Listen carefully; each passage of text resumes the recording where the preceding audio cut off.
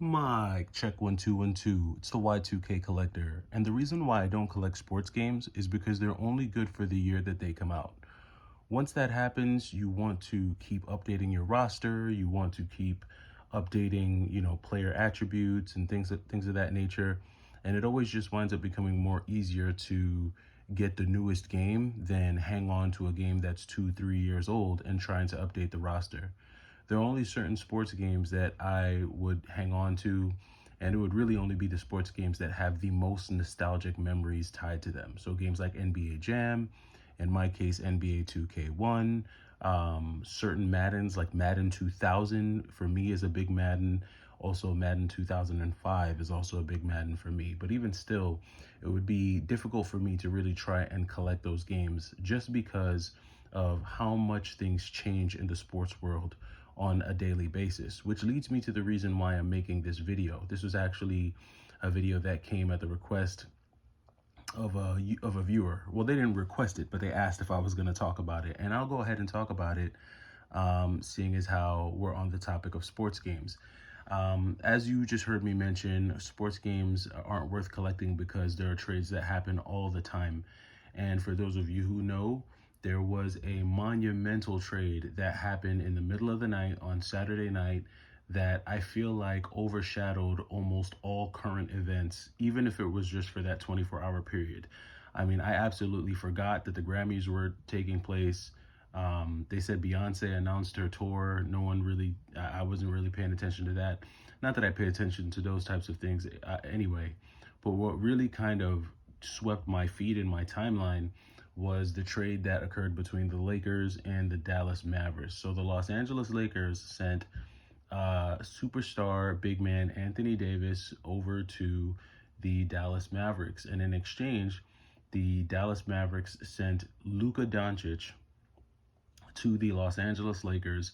And for those of you who don't follow basketball, because I know this is a video game channel, and it's funny, I know that there are a lot of gamers who also follow sports, but at least growing up, it always seemed like the gamers were into games, and the sports guys were into sports guys. The two didn't really intersect as much. I know times have changed a lot, and people are not pollinating, but they're into different things.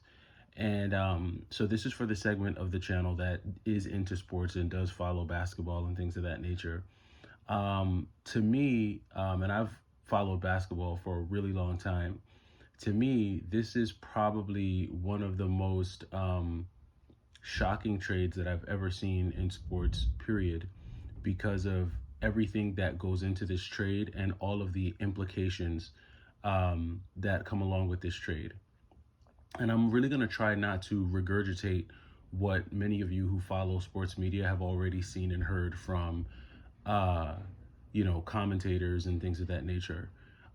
But again, for those of you who aren't into basketball and you don't watch sports, let me just define these two players. Anthony Davis is a multi-time All-Star. He is, in fact, a superstar. Many consider him to be one of the top 10 players in the NBA. Started off in New Orleans and was traded to the Los Angeles Lakers in, I believe it was 2019.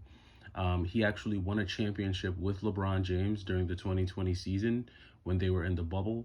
And Anthony Davis is a big man that's not only known for his offensive production, being like a consistent 20 and 10, 25 and 10 type player, meaning he scores 25 points and grabs 10 rebounds. He's known for that, but he's also known for his tremendous defense. He's one of the few big men that are good at switching.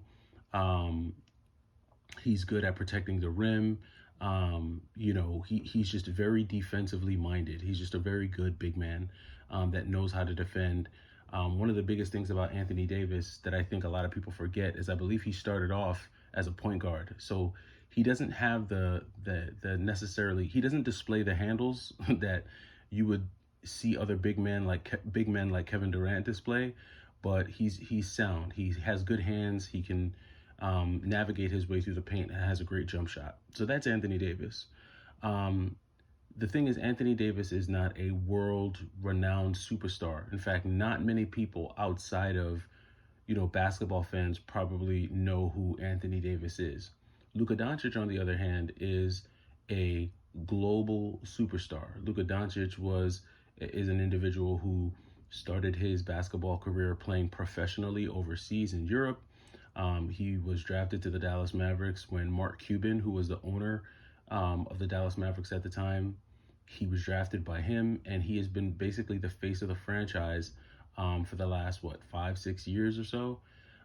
Many consider him or considered him to be the face of the league moving forward once, the old guard of LeBron James, Steph Curry, and Kevin Durant, once they leave the league, once they leave the game, he is one of the individuals that is considered to be come the face of the league. And that was when he was in Dallas, which Dallas is not a big market. It's not one of the premier NBA markets. When you think about premier NBA markets, you think about Los Angeles Lakers, New York Knicks, Boston Celtics. You might think of even like Atlanta to a degree, just any market that has major exposure, that's basically a big city.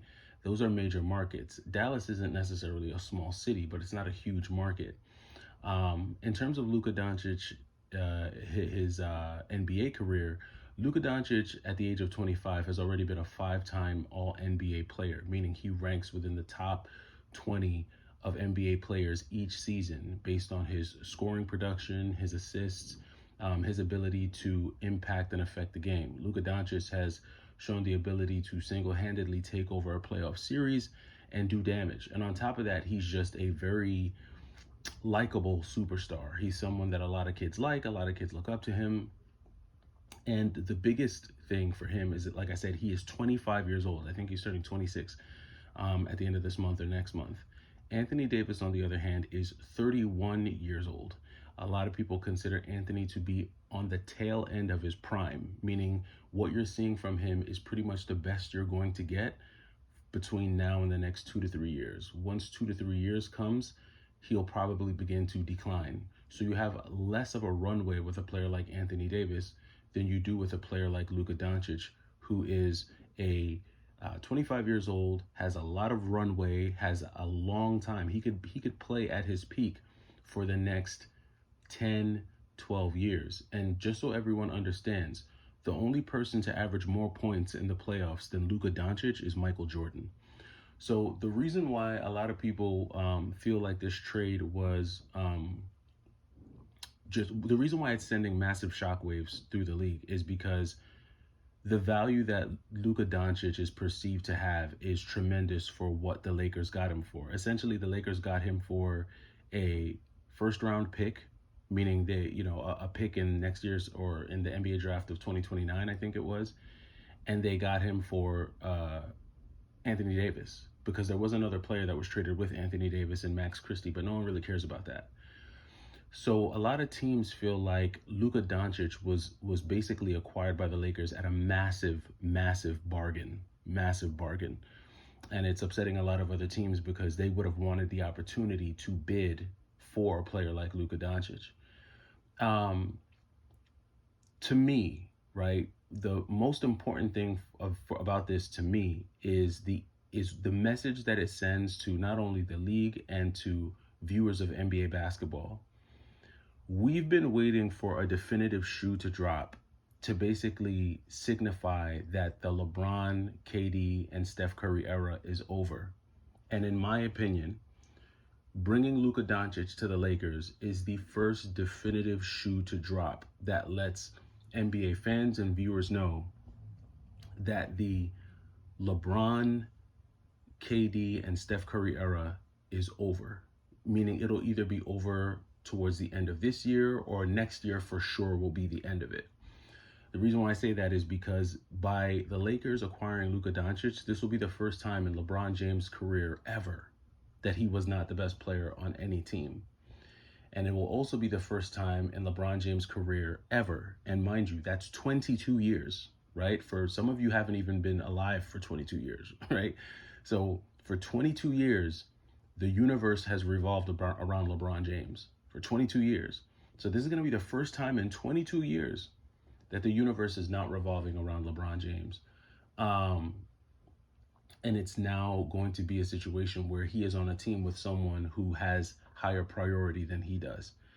And to me, that's one of the biggest things that I took from this entire fiasco because we've never really seen anything like that.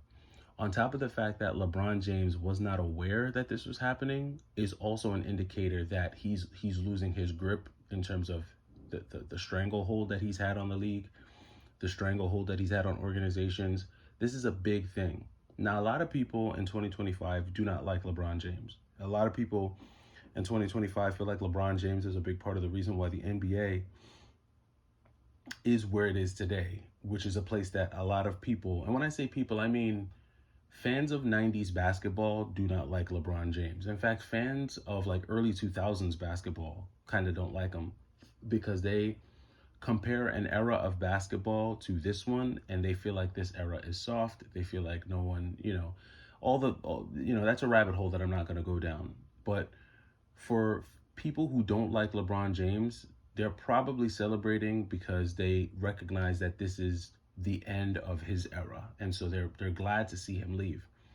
In my personal opinion, I feel like there are a lot of Michael Jordan fans who secretly do not want LeBron James to accomplish more, because the more LeBron James accomplishes, the more it solidifies that he in fact is the greatest player of all time. And for a lot of people, Michael Jordan is and always will be the greatest player of all time.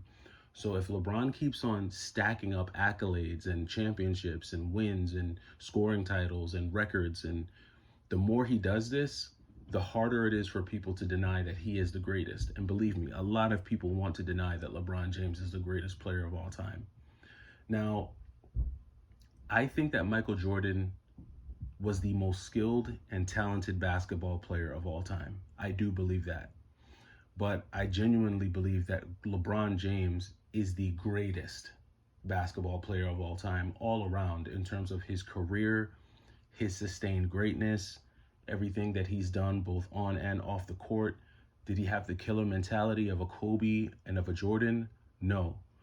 But you cannot take away from the fact of everything that he's done individually, the fact that he's led teams to the NBA Finals at least 10 times in his career. That's something that Jordan never did. And I understand that, Pete, it's not about, coming in second. Nobody cares about you unless you win. But that's not how the NBA works. You have Eastern Conference championships for a reason. You have you have conference championships for a reason. You have conference MVPs for a reason. Because winning a conference championship, whether you're in the West or you're in the East, matters. To some people, it doesn't matter. To some people, titles only matter. But a lot of people feel like, the more LeBron does, the more the argument for him against Jordan is going to be weaker. So I think that's why it means a lot to me, this whole Luka thing. It really, truly signifies the end of LeBron's career. The other thing that I think it just signifies to me is that Luka will indeed become the face of the league when LeBron is gone, because he is now in the biggest market. The NBA just signed, I think, a multi-billion-dollar deal that will allow them to broadcast more games globally. And now you've got this guy from Europe who's already built a reputation, and now he's in one of the biggest markets with all the media, all the fanfare, all the paparazzi. He's in LA. This is going to be, this era, this 2025 to 2035, this is going to be a very interesting era. And what you're going to see, in my opinion, is you could see the dominance of Luka Doncic, depending on how they build this team. And it will be the era of Luka Doncic, Nikola Jokic, and Victor Wembanyama. And it will be the first time in NBA history that the three leading faces are not homegrown athletes, meaning they're not American, born in America athletes. Each of these athletes are European athletes that are from overseas, that came here, that were drafted here, and are now the face of the league. Unless someone like an Anthony Edwards or Jason Tatum, which I don't think Jason Tatum is ever no one's ever really gonna consider him the face of the league, but unless someone like a Ja Morant, who he's a lost cause. He's done so much to destroy his reputation. I don't think he could ever be the face of the league. He had potential. He cannot be the face of the league. I can't think of any homegrown talent. I mean, even Giannis. Giannis is from Greece. You know, if you want to put Giannis in there, all of the leading faces are not homegrown. They're all imported, which is, I've never seen that before. The faces of the league, for the most part, going all the way back to, you know, Magic, Bird, Jordan, Kobe, LeBron, Steph, KD, these are all homegrown athletes. For the first time ever, you are going to see the faces of the league be imported faces from Paris, from Slovenia, from wherever. And I think that it's very interesting that something like that is happening, that this era is occurring right at the time that the NBA is signing all of these deals to allow people from all over the world to watch NBA basketball. So that's what I think. I think the implications for me go way deeper than just a trade. They go way deeper than just AD ending up in Dallas. I think these are just dominoes. And this is just the first shoe to drop, but there's more to come. And those are my genuine thoughts on it. For those of you who follow basketball and have followed the trade, let me know what you think about the trade, what your thoughts are on the trade, and I'll catch you in the next video. It's the Y2K Collector. Take it easy.